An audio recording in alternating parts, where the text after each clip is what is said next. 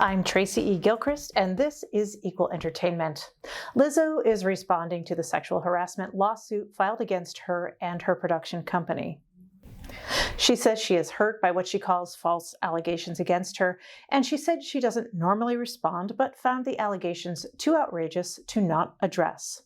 3 former dancers claim they were subjected to a hostile work environment and harassment while they were on the Grammy winners' dance team. One of the plaintiffs said she was encouraged by Lizzo to touch the nude performers at an Amsterdam club. Another plaintiff said Lizzo questioned her commitment to the team and made thinly veiled concerns about the dancers' weight gain. Lizzo says these stories are coming from former employees who have already publicly admitted to unprofessional behavior. She added there is nothing she takes more seriously than the respect women deserve in the world.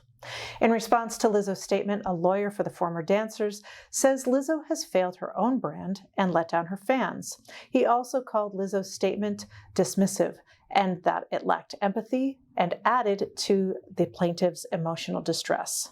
More Hollywood A-listers are stepping up to help fellow actors facing economic hardships as a result of the ongoing SAG-AFTRA strike. Top earners like George Clooney, Meryl Streep, Leonardo DiCaprio, Ben Affleck, Jennifer Lopez, Oprah Winfrey, Julia Roberts, Dwayne Johnson, and many more have pitched in. They've each donated up to or more than $1 million to the SAG-AFTRA Foundation. So far, the foundation has raised more than $15 million. SAG-AFTRA members went on strike last month after failing to reach a deal on a new contract with the Alliance of Motion Picture and Television Producers. The group, known as AMPTP, has not announced any plans to meet with SAG-AFTRA members. They did, however, ask to meet with the WGA union, which has been on strike since May. The Bachelorette's Gabby Windey is now sharing that she's in a committed relationship with another woman.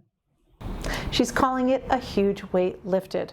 The reality star shared on social media that she's dating comedian and writer Robbie Hoffman. In the post, Gabby says, "Told you I'm a girl's girl." She goes on to call the relationship the best experience over the last 3 months. Gabby first appeared on Clayton Echard's season of The Bachelor before co-leading season 19 of The Bachelorette. Jeffrey Marsh rose to fame as one of the first non-binary people on our screens, and they have always been unapologetically themselves. I spoke with Jeffrey about this and their new book on trusting your inner voice.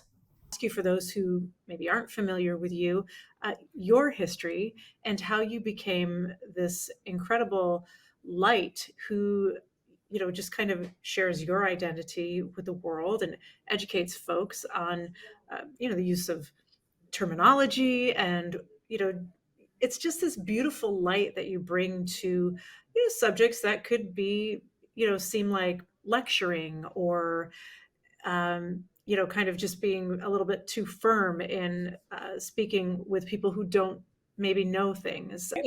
We tend to live in an apology of who we are. Mm-hmm. Yes.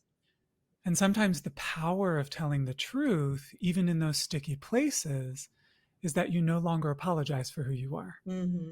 It takes a long time to learn how to set boundaries clearly and compassionately. Mm-hmm.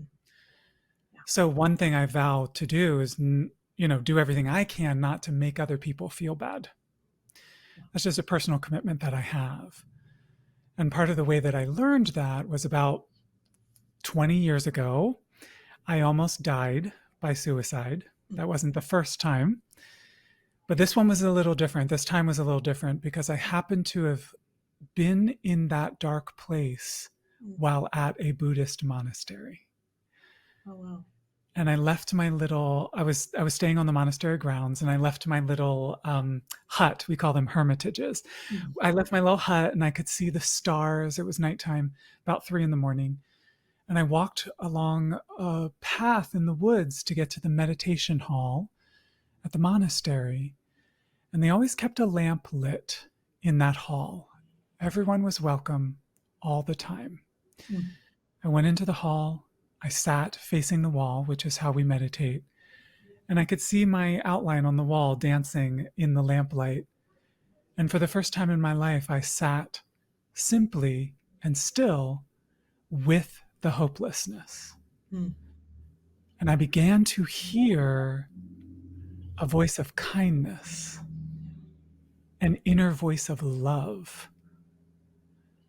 And the choice was so clear to me in that moment about 20 years ago that I knew I had to devote my life entirely to that voice of kindness. Yeah. So no matter what I do, I'm being guided by that voice and hopefully, fingers crossed, helping to unearth that voice for everyone else. What sort of advice would you have for LGBTQ plus people who are struggling to see the light, who are only seeing the darkness? Do you have some advice for those folks? We tend to hold ourselves to an impossible standard. One thing people seem to get caught up on is that every LGBTQ life is going right toward a pride parade and leading the pride parade and being out to everybody universally. And that's not everyone's story. Yeah. Everyone's on a journey. Sometimes it takes time. And there are lots of choices people can make to care for themselves without making it about meeting a standard or getting to some sort of finish line of a movement. This is going to take a long, long time. And that's good because we can take that time to get to know each other and enjoy each other too. And I want to turn to Take Your Own Advice, which is a little bit of a memoir. It's a little bit of a workbook and a little self-help. Would you talk a little bit of everything? Yeah, which is lovely. And would you talk about how you arrived at this kind of hybrid of a memoir? Yeah, my first book with Penguin was called How to Be You, and that actually was genre non-conforming, genre non-binary itself. Love it. It had workbook elements as well as memoir and self-help. Mm-hmm. And that one really defined the Jeffrey genre that Take Your Own Advice could step into. The reason I think all of those elements are important is because I detest when a self-help book tries to make it feel like the author is fully formed. Oh, yeah. I think it's so unhelpful. I'm perfect. I'm up on this mountain. I'm a guru and I'm telling you down there what to do, right? It's much better to see those memoir bits and to see the author struggle, as I have many times. Not just because of who I am, but because of the spiritual path that I'm on. And of course, ultimately, I wanted the book to feel like a conversation between friends. And hopefully all of the elements really have that Jeffrey flavor of encouragement and kindness. You've been a visible presence for folks who are non-binary before, I think, just about anyone else. I get DMs almost every day saying, I showed my cousin your video, I showed my mom your video, I showed my coworker your video, and I said, I'm like Jeffrey. Watch this. Yeah. And that is the best feeling in the universe. That is the best feeling in the world. Way, way, way, way, way back in those Vine days when there were very few of us, I felt so much pressure to get it right. And those truly, we talk about how toxic and awful social media is today, but those truly were the Wild West days. You couldn't block people, you couldn't report them, there were no tools, right? And so it seemed important to really get it right. But eventually along the way, with so many examples of trans heroes, non-binary heroes, I've really been able to come to terms with the fact that if someone thinks one person represents a whole group of people, they're already down a path where I can't help them very much, right? And the best approach is to just be honest, be open, and speak from the heart. And to me, the more examples we have, the better. The more stories we're telling, the better. The more of us that are speaking out, the better. Take Your Own Advice, learn to start trusting your inner voice and helping yourself is available now. Barbie is big right now, but Bratz is hoping to ride the wave of interest in dolls with the help of Kylie Jenner. Jenner is getting her very own limited-time Mini Bratz collection. It's the company's first doll modeled after a celebrity. The dolls are available in 6 different variations, including looks Jenner has sported at Met Galas. Bratz says Jenner embodies everything the brand stands for, from being disruptive and rebellious to energetic and expressive.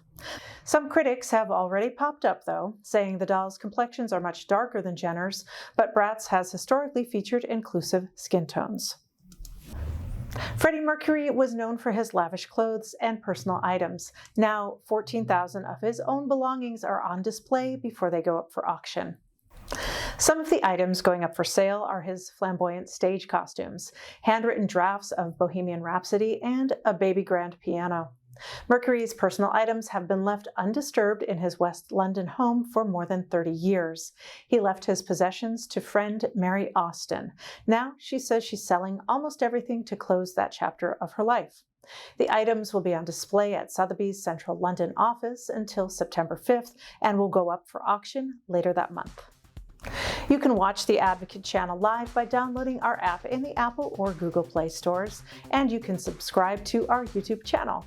For the Advocate channel, I'm Tracy E. Gilchrist. Thank you for watching.